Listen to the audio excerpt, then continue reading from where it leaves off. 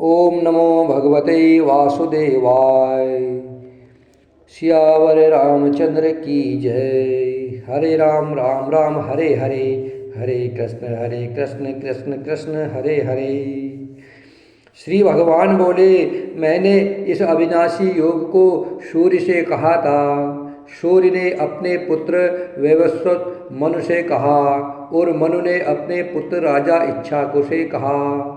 हे प्रतंतप अर्जुन, इस प्रकार परंपरा से प्राप्त इस योग को राजर्षियों ने जाना, किंतु उसके बाद वह योग बहुत काल से इस पृथ्वी लोक में लुप्त प्राय हो गया।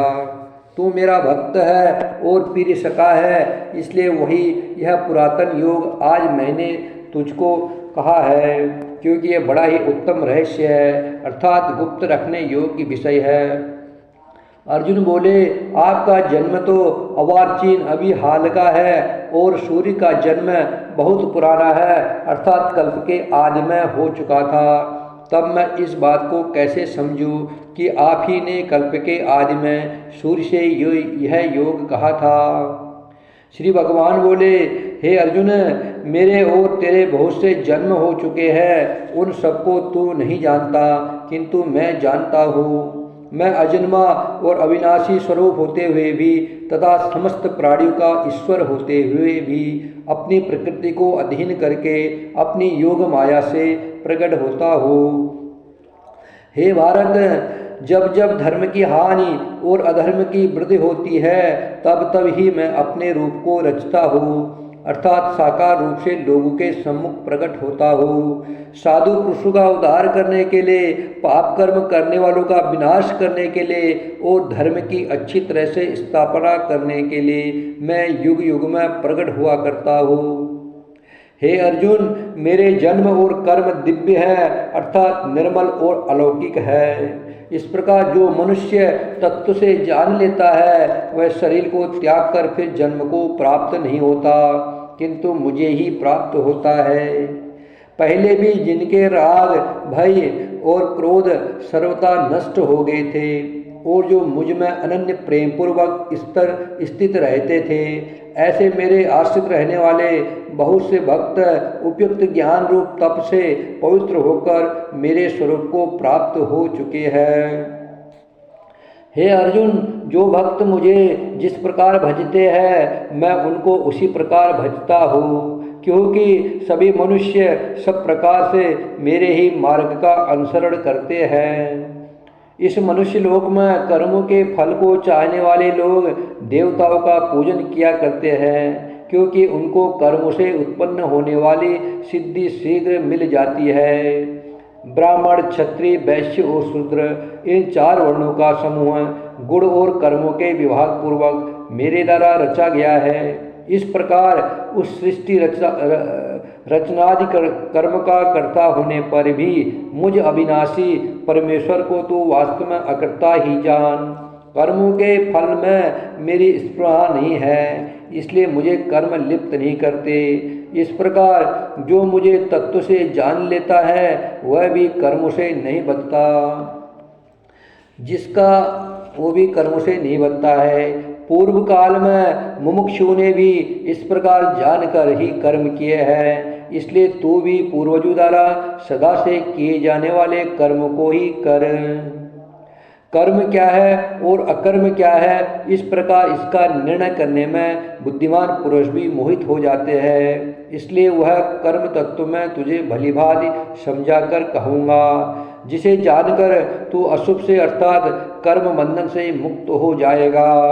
कर्म का स्वरूप भी जानना चाहिए और अकर्म का स्वरूप भी जानना चाहिए तथा विकर्म का स्वरूप भी जानना चाहिए, क्योंकि कर्म की गति गहन है।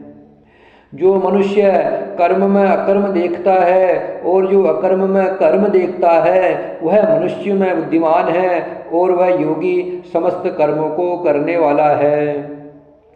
जिसके संपूर्ण शास्त्र सम्मत कर्म बिना कामना और संकल्प के होते हैं तथा जिसके समस्त कर्म ज्ञान रूप अग्नि के द्वारा भस्म हो गए हैं, उस महापुरुष को ज्ञानी जन भी पंडित कहते हैं। जो पुरुष समस्त कर्मों में और उनके फल में आसक्ति का सर्वथा त्याग करके संसार के आश्रय से रहित हो गया है और परमात्मा में नित्य तृप्त है, वह कर्म में भली भांति बरतता हुआ भी वास्तव में कुछ भी नहीं करता। जिसका अंतकरण और इंद्रियों के सहित शरीर जीता हुआ है और जिसके समस्त भोगों की सामग्री का परित्याग कर दिया है, जिसने समस्त भोगों की सामग्री का परित्याग कर दिया है, ऐसा आशा रहित पुरुष केवल शरीर संबंधी कर्म करता हुआ भी पापों को नहीं प्राप्त होता।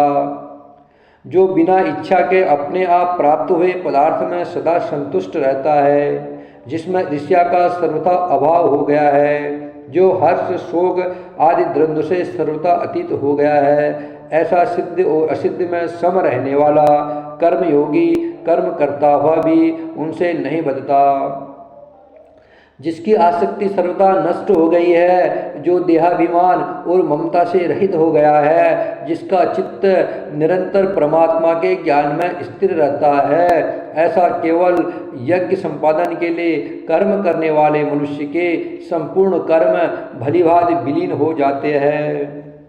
जिस यज्ञ में अर्पण आदि भी ब्रह्मा है, जिस यज्ञ में अर्पण भी ब्रह्मा है, जिस यज्ञ में अर्पण भी ब्रह्मा है और हवन किए जाने योग्य द्रव्य भी ब्रह्मा है तथा ब्रह्मारूप कर्ता के द्वारा ब्रह्मारूप अग्नि में आहुति देना रूप क्रिया भी ब्रह्मा है, उस ब्रह्म कर्म में स्थिर रहने वाले योगी द्वारा प्राप्त किए जाने योग्य फल भी ब्रह्मा ही है। दूसरे योगीजन देवताओं के पूजन रूप यज्ञ का ही भलीभांति अनुष्ठान किया करते हैं और अन्य योगीजन परम ब्रह्म परमात्मा स्वरूप अग्नि में अभेद दर्शन रूप यज्ञ के द्वारा ही आत्मरूप यज्ञ का हवन किया करते हैं। अन्य योगीजन स्रोत आदि समस्त इंद्रियों को संयम रूप अग्नियों में हवन किया करते हैं और दूसरे योगी लोग शब्द आदि समस्त विषयों को इंद्रिय रूप अग्नियों में हवन किया करते हैं। दूसरे योगीजन इंद्रियों की संपूर्ण क्रियाओं को और प्राणों की समस्त क्रियाओं को ज्ञान से प्रकाशित आत्म संयम योग रूप अग्नि में हवन किया करते हैं। कई पुरुष द्रव्य संबंधी यज्ञ करने वाले हैं, कितने ही तपस्या रूप यज्ञ करने वाले हैं तथा दूसरे कितने ही योग रूप यज्ञ करने वाले हैं और कितने ही अहिंसा आदि तीक्ष्ण व्रतों से युक्त यत्नशील पुरुष स्वाध्याय रूप या ज्ञान यज्ञ करने वाले हैं। दूसरे कितने ही योगीजन अपान वायु में प्राणवायु को हवन करते हैं, वैसे ही अन्य योगीजन प्राणवायु में अपान वायु को हवन करते हैं तथा अन्य कितने ही नियमित आहार करने वाले प्राणायाम पुरुष प्राण और अपान की गति को रोककर प्राणों में ही हवन किया करते हैं। ये सभी साधक यज्ञों द्वारा पापों का नाश कर देने वाले और यज्ञों को जानने वाले हैं। हे कुरुश्रेष्ठ अर्जुन, यज्ञ से बचे हुए अमृत का अनुभव करने वाले योगीजन सनातन परम ब्रह्म परमात्मा को प्राप्त होते हैं और यज्ञ न करने वाले पुरुष के लिए तो ये मनुष्य लोग भी सुखदायक नहीं है, फिर परलोक कैसे सुखदायक हो सकता है। इसी प्रकार और भी बहुत तरह के यज्ञ वेद की वाणी में विस्तार से कहे गए हैं, उन सबको तू मन इंद्रिय और शरीर की क्रिया द्वारा संपन्न होने वाले जान। इस प्रकार तत्व से जानकर उनके अनुष्ठान द्वारा तो कर्म बंधन से सर्वथा मुक्त हो जाएगा। हे अर्जुन, द्रव्यमय यज्ञ की अपेक्षा ज्ञान यज्ञ अत्यंत श्रेष्ठ है तथा यावन मात्र संपूर्ण कर्म ज्ञान में समाप्त हो जाते हैं। उस ज्ञान को तू तत्वदर्शी ज्ञानियों के पास जाकर समझ। उनको भलीभांति दंडवत प्रणाम करने से, उनकी सेवा करने से और कपट छोड़कर सरलता पूर्वक प्रश्न करने से वे परमात्मा तत्व को भलीभांति जानने वाले ज्ञानी महात्मा तुझे उस तत्वज्ञान का उपदेश करेंगे, जिसको जानकर फिर तू इस प्रकार मोह को नहीं प्राप्त होगा। तथा हे अर्जुन, जिस ज्ञान के द्वारा तू संपूर्ण भूतों को निशेष भाव से पहले अपने में और पीछे मुझ सच्चिदानंद सच्चिदानंद घन परमात्मा में देखेगा। यदि तू अन्य सब पापियों से भी अधिक पाप करने वाला है तो भी तू ज्ञान रूप नौका द्वारा निस्संदेह संपूर्ण पाप समुद्र से भलीभांति तर जाएगा। क्योंकि हे अर्जुन, जैसे प्रज्वलित अग्नि ईंधन को भस्ममय कर देता है, वैसे ही ज्ञान रूप अग्नि संपूर्ण कर्मों को भस्ममय कर देता है। इस संसार में ज्ञान के समान पवित्र करने वाला निसंदेह कुछ भी नहीं है। उस ज्ञान को कितने ही काल में कर्मयोग के द्वारा शुद्धांतकरण हुआ मनुष्य अपने आप ही आत्मा में पा लेता है। जितेंद्रिय, साधन प्रायण और श्रद्धावान मनुष्य ज्ञान को प्राप्त होता है तथा ज्ञान को प्राप्त होकर वह बिना विलंब के तत्काल ही भगवत प्राप्ति रूप परम शांति को प्राप्त हो जाता है। विवेकहीन और श्रद्धा रहित संशय युक्त मनुष्य परमार्थ से अवश्य भ्रष्ट हो जाता है। ऐसे संशय युक्त मनुष्य के लिए न यह लोक है, न परलोक है और न सुख ही है। हे धनंजय, जिसने कर्मयोग की विधि से समस्त कर्मों का परमात्मा में अर्पण कर दिया है और जिसने विवेक द्वारा समस्त संशयों का नाश कर दिया है, ऐसे वश में किए हुए अंतकरण वाले पुरुषों को कर्म नहीं बाधते।